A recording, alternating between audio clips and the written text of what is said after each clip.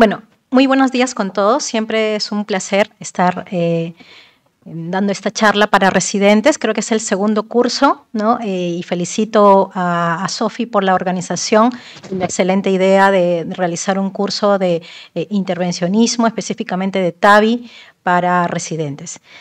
Bueno, el tema que me toca presentar es indicaciones actuales del reemplazo valvular aórtico percutáneo. A manera de introducción, mencionar que la estenosis aórtica está presente en más del 2% de los adultos mayores de 65 años, lo cual lo convierte en la valvulopatía más común en el mundo de los países desarrollados, ¿no? Por esta razón, y sumado al envejecimiento de la población, es que durante los últimos años hubo mucho impacto en la inversión de recursos para la optimización del manejo de esta valvulopatía, ¿no? De esta manera, inicialmente, la única opción de tratamiento que tenían estos pacientes, como sabemos, era la opción quirúrgica. Durante muchos años, muchos pacientes solamente podían optar por una cirugía. De tal manera que los estudios demostraron alrededor del año 2002 y 2003 que más del 30% de pacientes con estenosis aórtica severa no podía optar, debido al alto riesgo quirúrgico, ¿no?, por ninguna opción de tratamiento, ¿no? Entonces, solamente medidas paliativas, ¿no?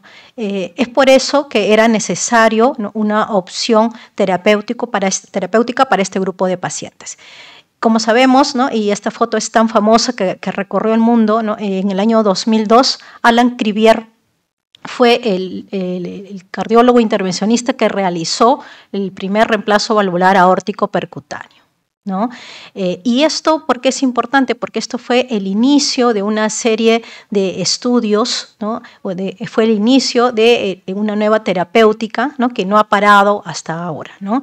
Ya van más de 20 años de este gran hito en la medicina cardiovascular, ¿no? Y hoy en día, como vemos, la indicación de TAVI ha ido aumentando y es una técnica que se ha perfeccionado tanto por el material que se utiliza, ¿no?, de las prótesis, como también la técnica, ¿no?, en sí, ¿no? Hablemos un poquito de la evolución histórica de las indicaciones, ¿no? Como dijimos, más o menos alrededor del año 2002-2003, una vez que Alan Crivier realiza este primer implante valvular aórtico percutáneo, estas primeras indicaciones se daban para pacientes que no tenían chance quirúrgico, como se dice, un uso compasivo de pacientes inoperables o pacientes prohibitivos de una cirugía por el alto riesgo que presentaban, sea por falla renal, por enfermedad vascular periférica, entre otras, ¿no?, que hacían que presentaran una aorta muy calcificada, lo cual le quitaba el chance quirúrgico, ¿no? Entonces, inicialmente, esta propuesta fue para este grupo de pacientes. Posteriormente, ya en el año 2010 al 2015, se realizaron una serie de ensayos clínicos, tales como el Partner 1, que este estudio fue realizado para la válvula Edward, ¿no?, que es una válvula balón expandible, y los estudios Evolut, que fueron realizados para el estudio Corval para las válvulas autoexpandibles, ¿no?, y que nos permitieron definir que estos pacientes, si los comparábamos con ningún tipo de tratamiento inicialmente, es decir, tratamientos paliativos, definitivamente demostraron superioridad. Pero asimismo, cuando posteriormente a ello se comparó con el tratamiento quirúrgico, también se vio, ¿no?, que eran no inferiores. Entonces, estas primeras indicaciones en este rango de tiempo del 2010 al 2015, la indicación fue básicamente para pacientes de alto riesgo quirúrgico. Este alto riesgo quirúrgico, como sabemos, lo medimos con scores muy conocidos como el STS score o el EuroScore, ¿no? Posteriormente, ya entre el año 2015 al 2020, se realizó una serie de estudios también que permitieron ampliar la indicación de este reemplazo valvular aórtico percutáneo. Ya no para pacientes de alto riesgo, sino ahora los estudios fueron más ambiciosos y el Partner 2 va a demostrar que el TAVI, comparado con la cirugía, también demuestra una no inferioridad, ¿no? Para el tratamiento de esta valvulopatía aórtica. Entonces, ya se amplía la indicación y también se demuestra que el TAVI está indicado para pacientes con riesgo intermedio. ¿Qué ha pasado entonces en los últimos años? ¿No? Ya los estudios han evolucionado y como vemos también el Partner 3 y el Evolute Low Risk son estudios que evalúan la indicación del TAVI en pacientes de bajo riesgo, ¿no? Y asimismo también vamos a ver que en los últimos años se han llevado a cabo estudios que ya van a evaluar la indicación para pacientes con estenosis aórtica asintomática, ¿no? Como el Early TAVI, ¿no? Entonces, como vemos en la evolución histórica de las indicaciones, cada vez, ¿no? las indicaciones del TAVI han ido evolucionando, ¿no? Según el riesgo quirúrgico, ¿no? Empezando como algo, como una opción, ¿no? Para pacientes inoperables o con una indicación prohibitiva de una cirugía, a hoy en día ser una de las indicaciones principales, ¿no? Incluso para pacientes asintomáticos, y se vienen obviamente muchas indicaciones más, ¿no? ¿Qué nos dicen las guías? Entonces, ¿cómo evolucionó las indicaciones de las guías en los últimos años? Bueno, acá una comparación un poco de lo que fueran las guías tanto europeas como las guías americanas, ¿no? Siguiendo la misma línea del tiempo que acabamos de ver, ¿no? En el año 2002, ¿no? La guía europea, en el año 2012, la guía europea indicaba el TAVI básicamente para personas que tenían alto riesgo quirúrgico, ¿no? O que la cirugía no eran no elegibles para cirugía por la presencia de comorbilidades y alto riesgo quirúrgico. Igual la guía americana, riesgos prohibitivos y alto riesgo quirúrgico. ¿Qué pasó en el año 2017? Tanto la guía europea como la guía americana ya van aumentando las indicaciones, ¿no? Ya no solamente van para estos riesgos prohibitivos, sino como podemos ver, la guía americana ya incluye el riesgo intermedio con una indicación 2A, ¿no? Con un nivel de evidencia B, ¿no? Entonces ya desde el 2017 las guías ya indican que los pacientes con riesgo intermedio se pueden beneficiar también del TAVI, ¿no? Y en el año 2021 en la europea y 2020 en la americana, como podemos ver, ya van aumentando aún más las indicaciones y ya vemos que nos hablan de puntos de corte de edad, ¿no? También nos hablan para pacientes más de 80 años, ¿no? Ya tendrían una indicación, y la guía americana incluso menciona rangos de edad entre 65 a 80 años, ¿no? Pueden ir tanto para TAVI como para cirugía, ¿no? Debido a la no inferioridad que presentan los estudios con respecto al uso del TAVI en este grupo de pacientes. Vamos a hablar nosotros ahora brevemente, ¿no? Vamos a actualizar nuestros conocimientos en las indicaciones, y por eso vamos a revisar esta guía de este año, la guía europea, ¿no? Probablemente muy pronto también tengamos la guía americana, pero este año salió la guía europea, ¿no? Y vamos a ver un poco qué nos dicen, qué novedades hay con respecto a las indicaciones del TAVI, ¿no? Para muy bien, lo más importante de estas indicaciones, ¿no? Es el modo de intervención que nos presentan, ¿no? Estas guías nos hablan de que el TAVI está recomendado en pacientes, ya nos hablan de una edad, ¿no? Mayores de 70 años, ¿no? Con válvula aórtica que sea trivalvar y anatomía favorable, ¿no? Ya estamos viendo nuevamente la evolución, ¿no? En la que ya no nos hablan del riesgo quirúrgico, sino que en este caso esta guía europea, ¿no? Dado los últimos estudios que ahorita vamos a revisar, ya nos hablan de una indicación según edad. Entonces, los estudios de no inferioridad, ¿no? Han visto que en pacientes mayores de 70 años con una válvula aórtica trivalvar, ¿no? Y con una anatomía favorable, ¿no? El TAVI, ¿no? Con reemplazo valvular percutáneo, ¿no? Es no inferior a la cirugía y ya tiene hoy en día una indicación 1A, o sea, ya podemos utilizar en pacientes mayores de 70 años. Obviamente la realidad latinoamericana, ¿no? Y peruana es, ¿no? Va obviamente años, ¿no? De retroceso comparado con otras sociedades, ¿no? Más evolucionadas. Sin embargo, ya estamos viendo también nosotros que cada vez más el hecho de que la indicación del TAVI haya aumentado en los últimos años, eso nos indica que en los próximos años se viene un aumento de indicaciones, ¿no? Porque el hecho de que sea no inferior, un procedimiento que es mucho menos invasivo, ¿no? Nos lleva a orientarnos hacia la elección de este tratamiento comparado con la cirugía, ¿no? Entonces, esa es la primera gran novedad de estas guías, ¿no? Que el modo de intervención ya se basa en la edad, ¿no? Otra cosa muy importante también que nos presenta que es recomendado, ¿no? Que los centros tengan, los centros de alto volumen que se dedican al reemplazo valvular aórtico percutáneo tengan un HART-IN. Y esto es muy importante porque lo que recomiendan las guías entonces es que los centros que se dediquen al reemplazo valvular aórtico percutáneo sean centros con alto volumen, sean centros que tengan un HART-IN bien evolucionado, con la presencia de un apoyo de todas las especialidades, ¿no? Quirúrgicas, de anestesio, de imágenes, intervencionistas, ¿no? Y que hagan un gran volumen de análisis de pacientes, ¿no? Entonces, esto también es algo muy importante, ¿no? Que menciona de nuevo la guía, ¿no? Y también incluye ya la opción del paciente, ¿no? Dado que todos estos estudios son de no inferioridad, también incluyen que la opción, la decisión, la elección del paciente sea también tomada en cuenta al momento de la decisión entre uno u otro tratamiento, ¿no? Entonces, eso es lo más importante, al menos en el modo de intervención que nos presenta esta guía.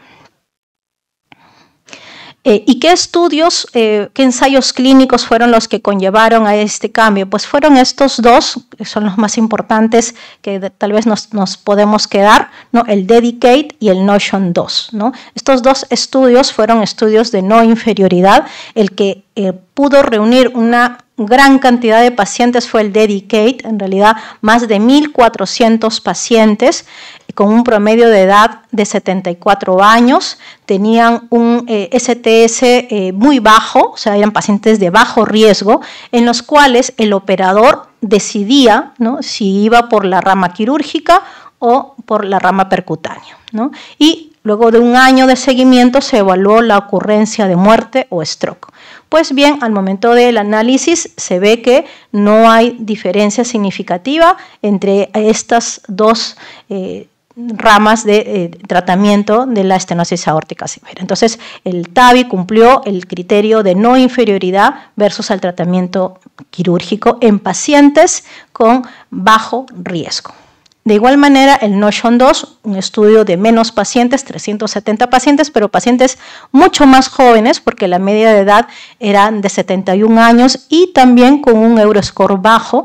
De igual manera, concluyó que al seguimiento de un año no hubo diferencia significativa, por lo tanto, el TAVI cumplió el criterio de no inferioridad. Otras recomendaciones de esta guía en cuanto a pacientes asintomáticos también es la novedad. Como les decía, ya las indicaciones van evolucionando y ya no solamente antes nos basábamos en el riesgo quirúrgico, ¿no? STS, Euroscore, ¿no? Ahora estamos viendo que la edad también ya es un criterio que se va a tener en cuenta y también ahora se ve para pacientes asintomáticos. Como sabemos, muchas veces tenemos pacientes que ecocardiográficamente, ¿no? Presentan criterios de estenosis aórtica severas, ¿no? Velocidad, ¿no? Altas, gradientes medias altas, ¿no? Pero paciente está asintomático, el hallazgo ha sido de repente en el contexto de un chequeo cardiológico, ¿no? O un prequirúrgico. Entonces, siempre ha habido el cuestionamiento, ¿no? La disyuntiva sobre qué hacemos con este paciente. Durante muchos años se decía básicamente un manejo observacional, ¿no? Y ver la evolución de estos pacientes. Cuando ya presentaran síntomas, ya se les indicaría tratamiento. Sin embargo, ¿no? Ya esta guía ya nos da una recomendación diferente, ¿no? Como podemos ver, ya la intervención es recomendada en pacientes asintomáticos con estenosis aórtica severa si es que la fracción de eyección es menos del 50% sin ninguna otra causa. ¿Y eso por qué? Porque quiere decir que ya la estenosis aórtica está, ¿no?, dañando la función del ventrículo izquierdo y ya requiere un manejo. Ya no es esperar, ¿no?, sino que ya se debe indicar en este caso el TAVI, ¿no? Y otra de las indicaciones que nos presenta la guía es que se debe considerar también el tratamiento si es que se realiza un test de ejercicio, ¿no?, y se ve que ya presenta síntomas durante el ejercicio, ¿no? Entonces, y esto en pacientes con una fracción de eyección normal, mayor del 50%, ¿no?, ya con una indicación de 2A. ¿no? Entonces, también vemos entonces que hay una evolución por ese lado, ¿no?, en cuanto a los pacientes con estenosis aórtica asintomática en estas guías. ¿Y qué estudios fueron ensayos clínicos fueron los que nos permitieron o le permitió a esta guía llegar a estas conclusiones? Pues fueron estos dos estudios, el EARLY-TAVI y el AVATAR, ¿no? Igual estudios, el EARLY-TAVI, 901 pacientes, ¿no?, con medias de edades de 75.8, incluyó pacientes que eran con estenosis aórtica asintomática, ¿no?, y se llevó a cabo dos brazos de tratamiento, por un lado el TAVI, por otro lado, como dijimos, la observación clínica, el seguimiento clínico, ¿no? Y luego de años de observación, pues se ve que definitivamente el tratar a estos pacientes no va a disminuir los endpoints como muerte o stroke, ¿no?, o la necesidad de hospitalización, ¿no? De igual manera, el AVATAR, que es un estudio con menor número de pacientes, también concluyó algo similar, ¿no? Entonces fueron, digamos, los estudios que conllevaron a la decisión de que hoy en día la estenosis aórtica severa asintomática en pacientes con FEVI menor del 50% ya requiere manejo, ¿no? Y en pacientes con una FEVI normal se hace el test de ejercicio y si es positivo, pues ya se le da la indicación del TAVI, ¿no? Entonces, estamos finalmente viendo que las indicaciones de reemplazo valvular aórtico transcatéter, ¿no?, ha evolucionado y seguirá evolucionando. Probablemente esta charla en unos 2 o 3 años sea totalmente diferente porque veremos en una línea del tiempo, ¿no?, que nos quedaremos probablemente recién al inicio porque el TAVI ha llegado para quedarse, ha cambiado la calidad de vida, ha cambiado la esperanza de vida de los pacientes de tercera edad que desarrollaban esta valvulopatía, ¿no?, y se va por mucho más, ¿no? ¿Qué consideraciones hay que tener hoy en día cuando colocamos un TAVI, tanto en general como también en pacientes más jóvenes, ¿no? Tenemos que tener las consideraciones, ya dijimos, de la edad, de si la válvula es bicúspide o no, que si bien es cierto, hoy en día es una indicación todavía quirúrgica, pero ya tiene también sus implicancias percutáneas, como vamos a verla más adelante en una de las ponencias, ¿no? Vamos a ver también la coexistencia de otras valvulopatías, también va a permitir definir por uno u otro tratamiento, ¿no? Las características de la prótesis, las prótesis han evolucionado enormemente en los últimos años y hoy en día son cada vez más sofisticadas, ¿no?, con diferentes características que permiten mejores resultados, ¿no?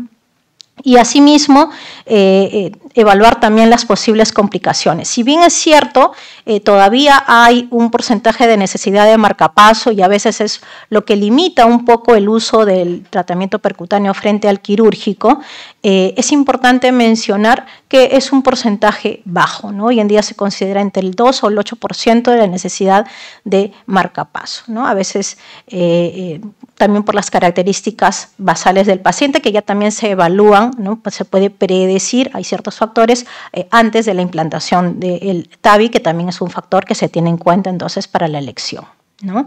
Y lo que se está viendo ahora es el famoso REDO TAVI, ¿no?, o REDO Options, ¿no? Hoy en día se dice que ya se debe considerar, ¿no?, antes de colocar un implante valvular aórtico percutáneo en un paciente, ya debemos estar pensando en considerar una posible repetición de la intervención en unos años, ¿no? Porque si se dan cuenta, pacientes cada vez son más jóvenes, 65 años, ¿no? Que la válvula dure 10 a 15 años, el paciente todavía tiene una esperanza de vida y se debe estar ya planificando que ese paciente en 10 a 15 años requerirá una repetición de la intervención, ¿no? Y por lo tanto, ¿no?, la planificación de esta primera prótesis debe ser adecuada de tal manera que permita esta nueva reintervención, ¿no? Eso es lo que nos da el REDO-TAVI, que también tiene unas implicancias, un manejo, unas definiciones que están permitiendo implantar una válvula viendo hacia el futuro. Entonces, concluimos con estas dos últimas diapositivas. Como vemos, la evolución de las indicaciones de reemplazo valvular aórtico inicialmente se daban según el espectro del riesgo quirúrgico. Iniciaron como pacientes de alto riesgo quirúrgico, que eran pacientes muy añosos, con múltiples comorbilidades, con esperanza de vida corta, ¿no? Y que no tenían chance quirúrgico, ¿no? Y evolucionaron alrededor de los años a un riesgo intermedio, que eran ya pacientes ya no tan añosos, ¿no? Pacientes con una expectativa de vida mayor, ¿no? A hoy en día también tener pacientes de bajo riesgo, dado que los ensayos clínicos han demostrado que este grupo de pacientes también se puede beneficiar, ¿no?, de este procedimiento. Y entonces concluimos con esto, ¿no? La expansión de las indicaciones del TAVI es algo que va a continuar, ¿no? Hoy en día lo nuevo que tenemos es el paciente cada vez más joven, ¿no? Lo que se viene a futuro y los nuevos estudios son pacientes menores de 65 años y estamos viendo pacientes con estenosis aórtica asintomática. Se vienen también estudios que ya algunos se han presentado sobre estenosis aórtica moderada, ¿no? Y también vemos de ciertas características de la válvula aórtica, ¿no? Anillos pequeños, gradientes bajas, válvulas aórticas bicúspides y también regurgitaciones aórticas, que si bien es cierto, hoy en día la insuficiencia aórtica todavía tiene una indicación off-label, ¿no? Ya estamos viendo estudios y ciertas circunstancias que van a permitir también en estos casos colocar un implante valvular aórtico percutáneo, ¿no? Entonces era básicamente lo que quería mostrarles el día de hoy. Hemos hecho un recorrido un poco por las indicaciones actuales y contemporáneas del TAVI, ¿no? Y creo que lo más importante que quiero que se lleven el día de hoy. Muchas gracias por su atención.